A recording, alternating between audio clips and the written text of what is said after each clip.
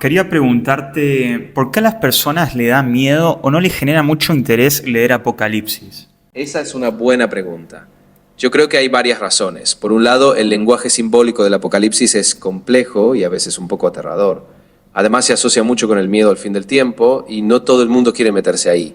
Pero también es cierto que hay quienes encuentran en sus visiones un sentido de esperanza, de justicia o un llamado a estar atentos al futuro.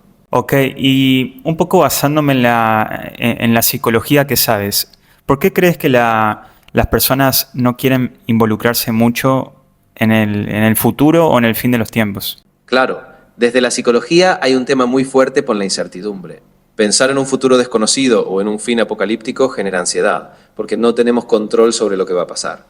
Además, muchas personas prefieren enfocarse en lo cotidiano, en lo que pueden manejar, para evitar caer en esa sensación de vacío o de impotencia que a veces genera el pensar en el fin. ¿Crees que eso es una estrategia del enemigo para no estar despiertos ante el fin? Es una perspectiva que muchos cristianos sostienen, sí.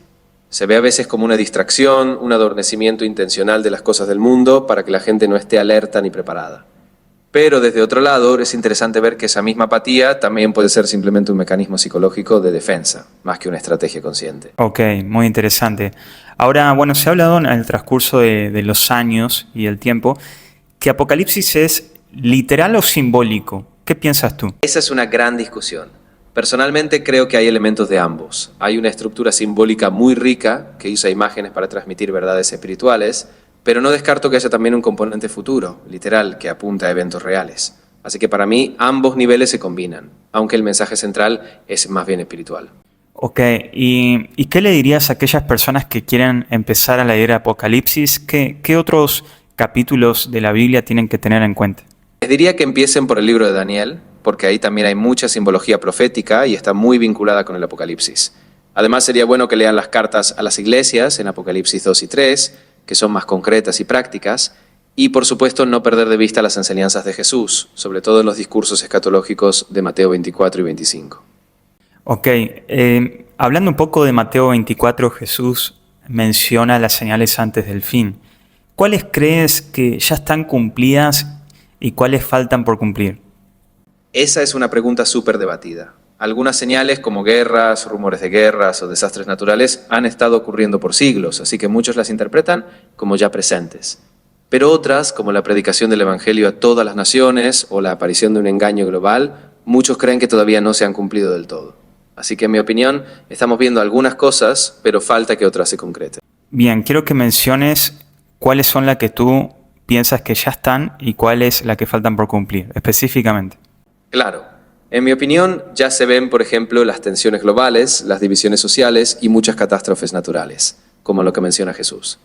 Pero creo que todavía falta la predicación del Evangelio a cada nación de manera completa y también esa figura del engañador o del falso Mesías que Jesús menciona. Esas son para mí las cosas que todavía no se han cumplido del todo.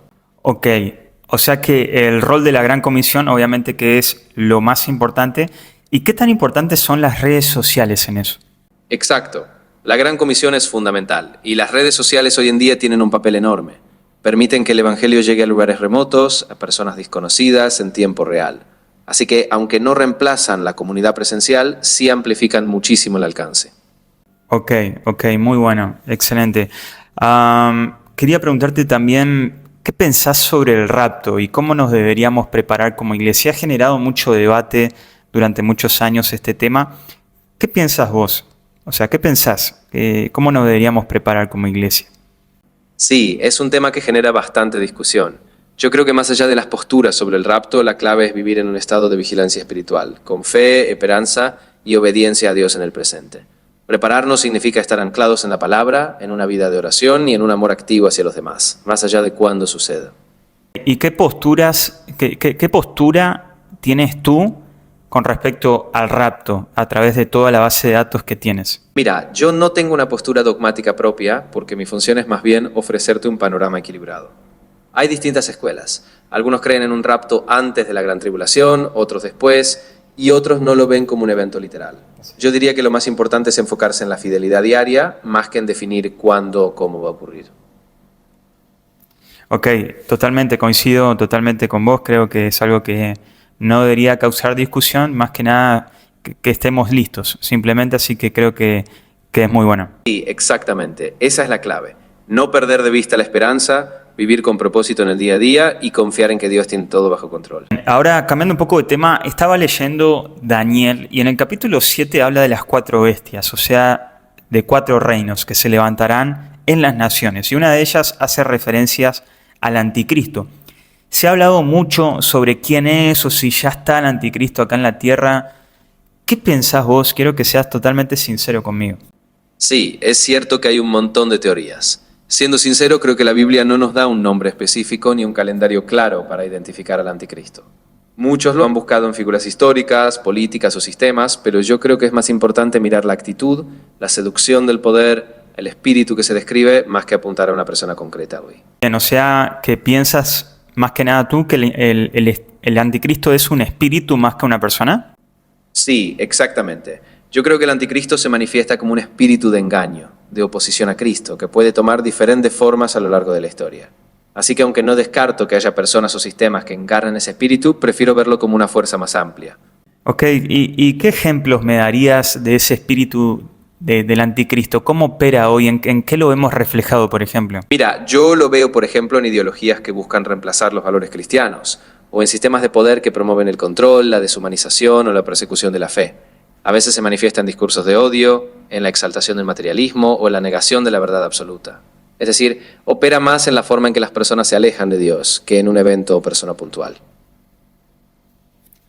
Bueno, justamente Jesús habla de que el amor de muchos se enfriará. ¿Cómo lo ves eso en la cultura que fue pasando a través de todos estos años, hablando tanto de familia, de la crianza de sus hijos, bueno, también de la ley del aborto? ¿Qué pensás de todo esto? Sí, creo que es muy evidente. A lo largo de las décadas se ve como muchas de las relaciones y valores familiares se han ido debilitando. El amor, como una fuerza sacrificial, a veces se enfría en favor del individualismo o de prioridades personales. Y estos cambios culturales se reflejan también en temas como el aborto o la erosión de la estructura familiar. Así que para mí es un llamado a recuperar ese amor genuino basado en valores y en compromiso mutuo.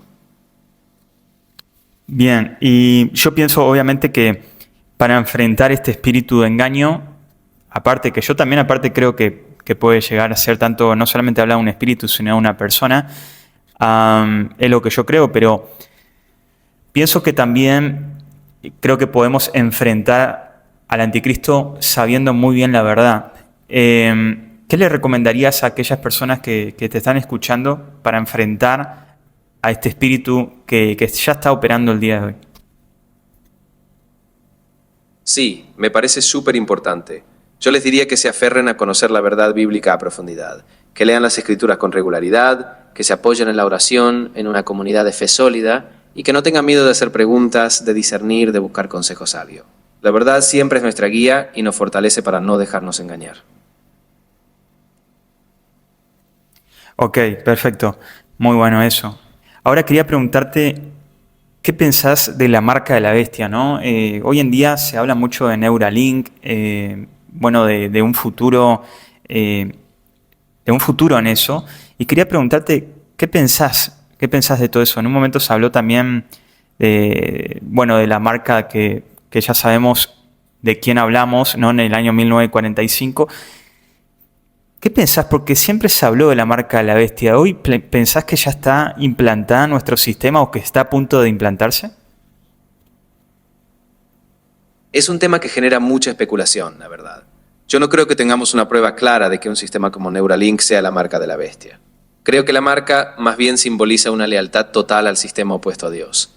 Entonces lo que recomendaría es no caer en el pánico tecnológico, sino estar atentos a no poner nuestra confianza en otros sistemas o ideologías que nos alejen de Cristo.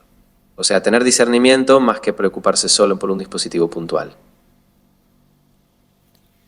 Ok, hablas mucho que más que nada estemos en discernimiento todo el tiempo y que analicemos todo con cuidado, pero quiero que seas, que también puedas apostar a una postura, ¿no? Que puedas decirme qué pensás realmente de las cosas que están ocurriendo, si hay cosas que no me podés decir o que te prohíben decirme. Sí, entiendo lo que decís y aprecio la confianza. Siendo totalmente sincero, lo que pienso es que hoy no hay una prueba definitiva de que una tecnología específica sea la marca. Creo que sí hay un clima de mucha manipulación y control digital y que debemos tener cuidado, no solo con un chip o un sistema, sino con no perder nuestra libertad y nuestra fe en medio de estas transformaciones. Ok, ¿y qué tan importante hoy es nuestra atención? Creo que es fundamental. La atención es como un recurso limitado y hoy estamos bombardeados por estímulos, distracciones, información. Así que mantener la atención en lo que realmente importa, nuestra fe, nuestras relaciones, nuestros valores, es vital para no dejarnos llevar por cualquier corriente. Ok, ahora cambiando de tema, ¿qué pensás sobre la reconstrucción del tercer templo? Se ha hablado de de que tienen varios requisitos para poder hacerlo, ¿no? Esto hablando de la vaca roja, de sacerdotes levitas ya entrenándose para el futuro y que solamente lo único que faltaría es el lugar actualmente donde está la cúpula dorada. ¿Qué pensás de todo esto, no? ¿Cómo lo ves a futuro? Sí, es un tema que genera muchísima expectación. Hay grupos que llevan años preparando los utensilios, los sacerdotes, incluso esa vaca roja, que es un símbolo muy específico. Si bien no tenemos confirmación de que sea inminente, sí es cierto que las tensiones geopolíticas alrededor del monte del templo son muy fuertes. Así que creo que es algo a observar con cautela. No me apresuraría a decir que es un evento inminente, pero sin duda es una señal que mucha gente está pundente. Sí, sí, la verdad que es muy interesante y es algo que también me genera para saber mucho más información. Ahora para ir cerrando también, ¿qué consejos le darías a aquellas personas que te están escuchando con respecto a cómo afrontar el fin de los tiempos, la importancia de leer Apocalipsis y, y algo más que le quisieras decir? Sí, claro. Pues diría que más allá de los detalles, se centren en la fidelidad a Cristo hoy. Lean Apocalipsis con oración, pidiendo sabiduría, y recuerden que el mensaje principal es esperanza. Que no se dejen llevar por el miedo, sino que vivan con fe, con amor al prójimo y con un deseo constante de estar preparados, pero sin obsesionarse con fechas o detalles.